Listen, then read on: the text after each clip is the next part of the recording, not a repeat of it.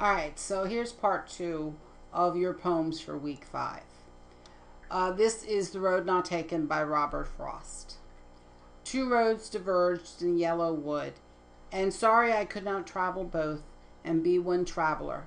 Long I stood and looked down one as far as I could to where it bent in the undergrowth. Then took the other, just as fair and having perhaps no better claim because it was grassy and wanted wear, though as for that the passing there had worn them really about the same. And both that morning equally lay in leaves no step had trodden black.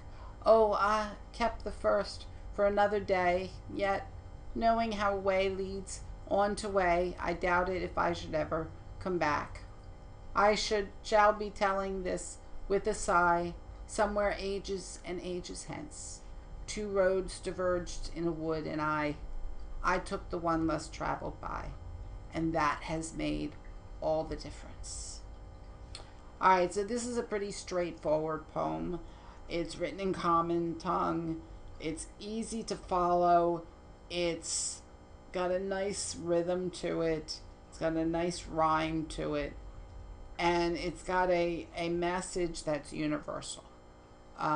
The persona, the speaker of the poem, came across a Y in a road and decided to take the path that was that seemed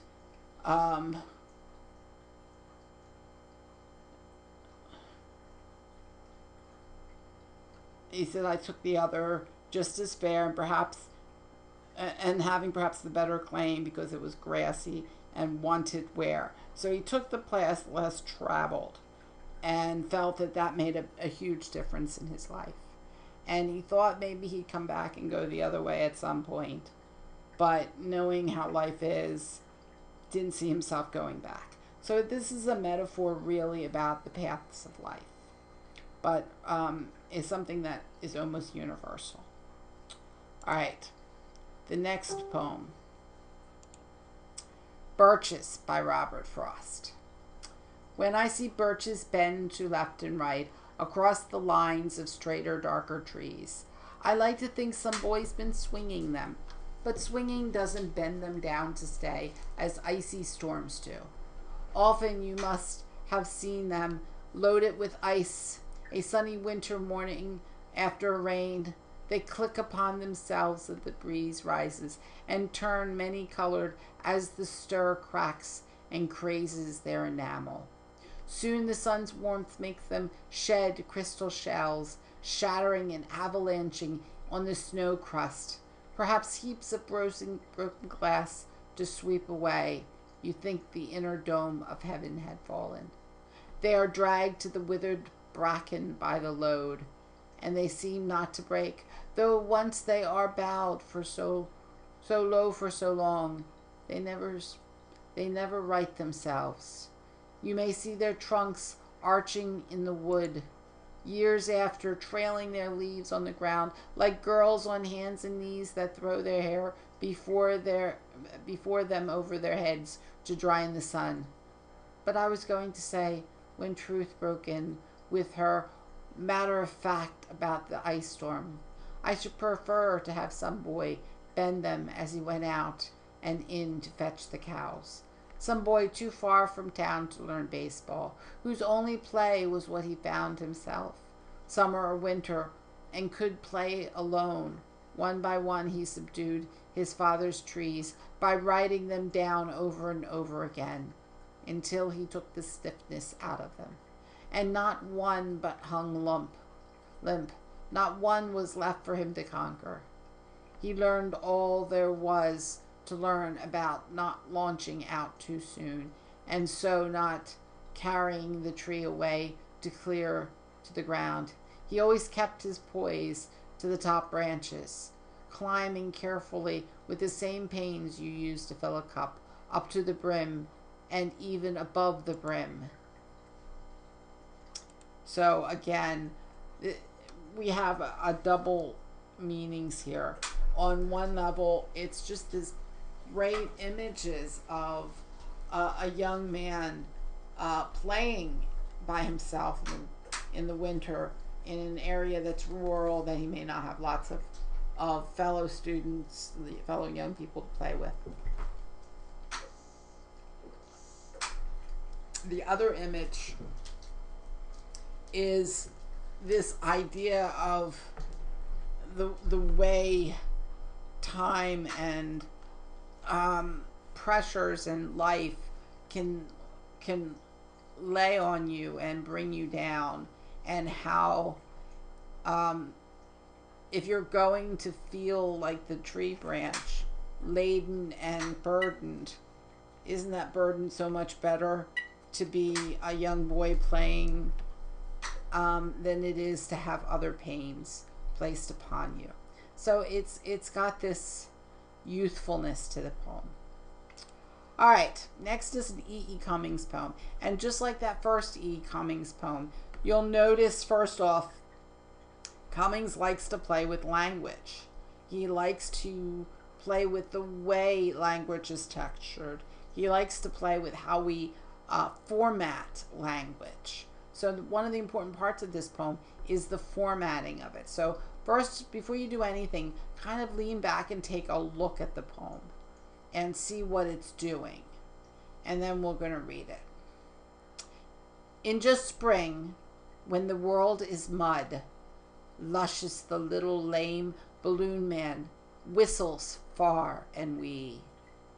And Eddie and Bill come running from marbles and piracy, and it's spring when the world is puddle wonderful. The queer old balloon man whistles far and wee.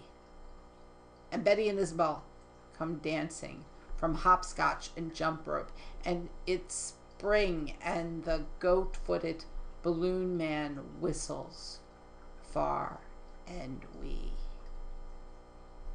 All right, so first off, look at the way this poem is structured. So in just, it starts with spring, and then we have this great image of the world being mudlicious. Mudlicious, one of my new favorite words, mudlicious. The little balloon man, so this is and notice how little is always adapted to him, in this one. So in this one, he's little. Perhaps he's a little person. And he's lame, so he has a bad leg or foot or something. And he's whistling.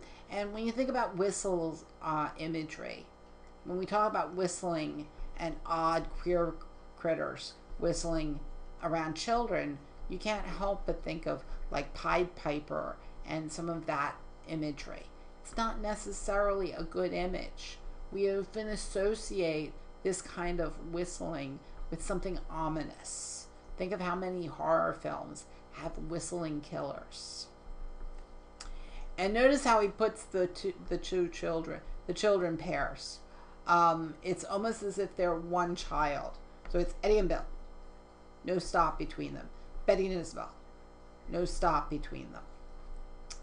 Whistles far and wee. This far and wee business, which is a takeoff on far and wide.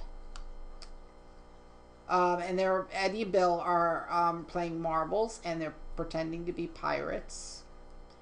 And again, we have this great description of the world, when the world is puddle wonderful. So we have mudlicious and puddle wonderful. These are images that we associate with childhood. You know, mud and puddles are negative things to adults, but to children, they're wonderful. Mudlicious, it's that sensuality of mud. Puddle wonderful, think of just jumping in puddles. I think of that commercial with the little girl jumping in the water from rain or sprinklers. Now our balloon man, who was little and lame, is now queer and old, but he's still whistling. And Betty and Isabel are playing hopscotch and jump rope, and it's still spring. And now our balloon man is goat-footed. That's an interesting image. We already know he's lame. So we know there's something wrong with his feet. And we know he's queer, which is an interesting word. Queer has the condenation. Remember that condenation and denotation. So it has the denotation, the exact meaning of being odd or weird. But it has the connotation of queerness, which we associate with homosexuality.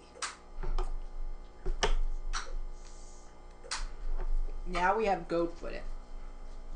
And we have the denotation of goat-footed being he has feet that are somehow resemble a goat's. Now a goat has hooves that are split-toed.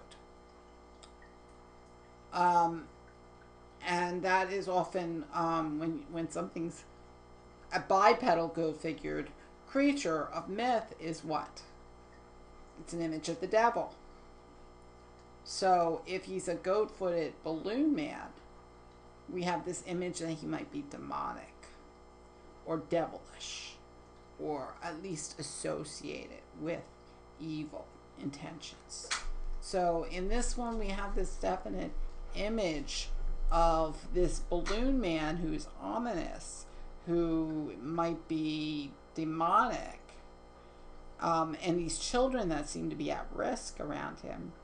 At the same time, we have all these wonderful images of spring and youthfulness and the sensuality of youthfulness. So interesting poem. All right, so now we're going to go to one of our other interesting poems. This is a very famous one, Langston Hughes, so it's not Hughes's most famous, and it's Mother to Son. And again, what's interesting here is the voice. So it starts off with the mother's voice, at least. I think it actually has the mother's voice throughout the whole thing, because it is basically a mother talking to her son. Well, son, I'll tell you, life for me ain't been no crystal stair. It's had tacks in it, and splinters, and boards torn up, and places with no carpet on the floor. Bare. All the time I's been a climbing on, and reaching landings, and turning corners, and sometimes going in the dark where there ain't been no light. So boy, don't you turn back. Don't you sit down on those steps, 'cause you find it's kinda hard. Don't you fall now. For I's still going, honey. I's still climbing, and life for me ain't been no crystal stair. So again, we have use here of dialect language. We have a climbing on, I's, 'cause you find it kinder hard. It's kinder hard. It's not kinder. It's kinder, which means a different kind of thing. Ain't, climbing, going. The use of the word honey.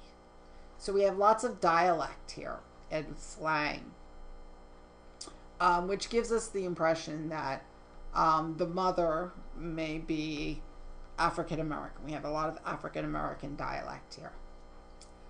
And then let's think about some of these images. Life for me ain't been no crystal stair. So what would have a crystal stair? Well, let's think. Stairs with crystal, Cinderella's castle, perhaps. You know, it's certainly something that looks wealthy, that looks like royalty. But it's had tacks in it, and splinters, and boards torn up, and places with no carpet. Well, actually, crystal stairs shouldn't have any of those.